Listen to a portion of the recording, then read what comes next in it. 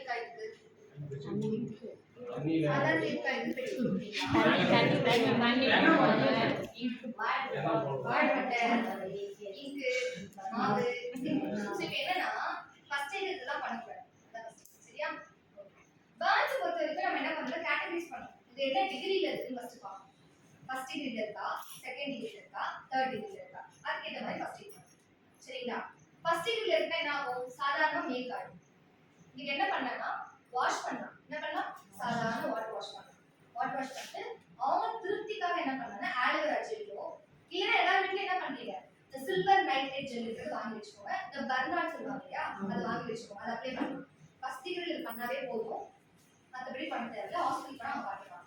இதில் உயிர் செட் ஆகும் போதா, ஃபர்ஸ்ட் டிகிரியில் ஆகாது.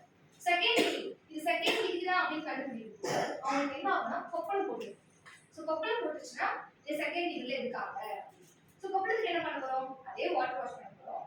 கொப்பளத்தை உடைக்கக்கூடாது. உடைக்காத மாதிரி இப்படி வாட்டர் வாஷ் பண்ணிட்டு குடிக்கணும். இதுலேயே வந்து உயிர் சேதம் ஆகாது.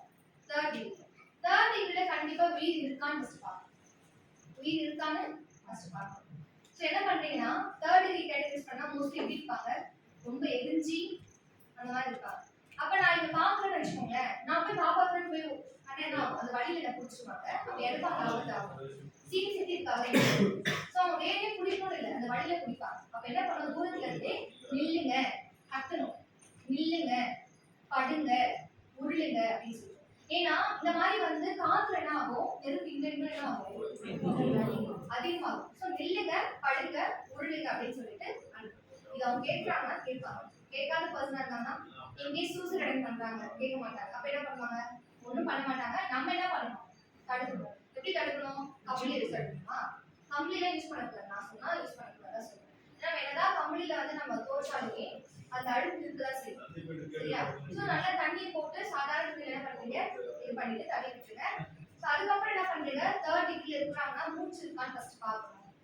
மூச்சு இருக்கு கொஞ்சம் எடுத்து விடுறாங்கன்னா பயப்படாம என்ன பண்ணணும், சிபிஆர் கொடுக்க ஸ்டார்ட் பண்ணுங்க. போயிட்டு இருக்கு, உயிர் போயிட்டு இருக்கு, அங்க வந்து போயிருக்காங்கன்னா சிபிஆர் கொடுக்க ஸ்டார்ட் பண்ணுங்க. ஏன்னா இப்படி எரிஞ்சிருக்காங்க என்ன பண்றதுன்னா பார்க்கணும். சரியா? சிபிஆர் கொடுக்க ஸ்டார்ட் பண்ணுங்க.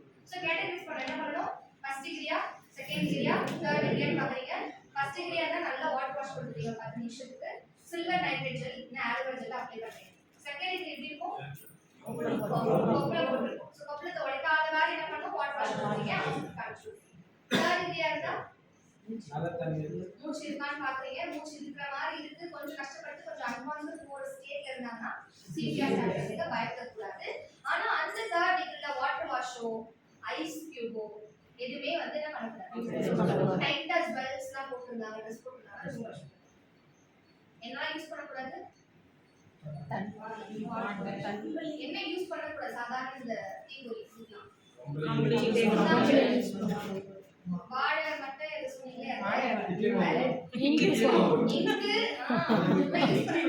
இந்த மூதாதி நினைச்சுக்கிறாங்க அது வந்து யூஸ் பண்ணிட்டு தான் அவங்க ஹாஸ்பிட்டல் தான் போறாங்க. ஹாஸ்பிட்டல் என்ன பண்றாங்கன்றது நீங்க தெரியாது. நான் பண்ணதான் சரியாச்சுன்னு அங்க போயிட்டு அவங்க க்ளீன் பண்ணி டிலே பண்ணி பண்ற ப்ராசஸ்ல என்னன்னு தெரியாது. அதனால பண்ணக்கூடாது. அவங்க வேலை ரொம்ப அதிகப்படுத்துது. நர்ஸ்க்கும் டாக்டர்ஸ்க்கே பண்ணுறீங்க, அதனால பண்ணக்கூடாது. சரிங்களா? Next shock. ஷாக்ல என்ன பண்ணனா ஒண்ணுமே இல்ல. ஷாக்ல மெயின் சுவிட்ச் எங்க இருக்கோ நம்ம பார்க்கணும்.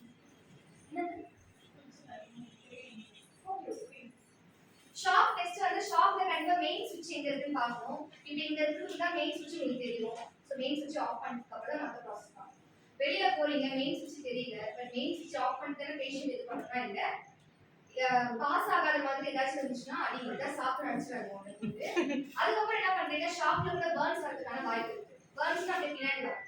என்ன burn, first degree, second degree, third டிகிரின்னு பாருங்க. அதே இது மாதிரி ஃபர்ஸ்ட் எய்ட் கொடுங்க. இந்த மாதிரி ஷாக்ல வந்து சடனா கார்டியக் அட்டாக் விட கார்டியக் அரெஸ்ட் வர ஆரம்பிச்சிடும். ஏன்னா சாதாரணமா வந்து இதே குடிச்சிட்டே இருக்கும்போது இந்த ஷாக்னால டக்குன்னு ஆயிடும். ஸோ இப்போ இந்த மாதிரி ஆக்ஷன் என்ன பண்ணணும், சிபிஆர் ஸ்டார்ட் பண்ணுங்க. பல்ஸ் இது மாதிரி இன்கேஸ் வந்து பர்ன்ஸ் ஆச்சுன்னா first degree, second degree, third degree வந்து அதுக்கேற்ற மாதிரி ஃபர்ஸ்ட் எய்ட் பண்ணுங்க. ஓகேவா?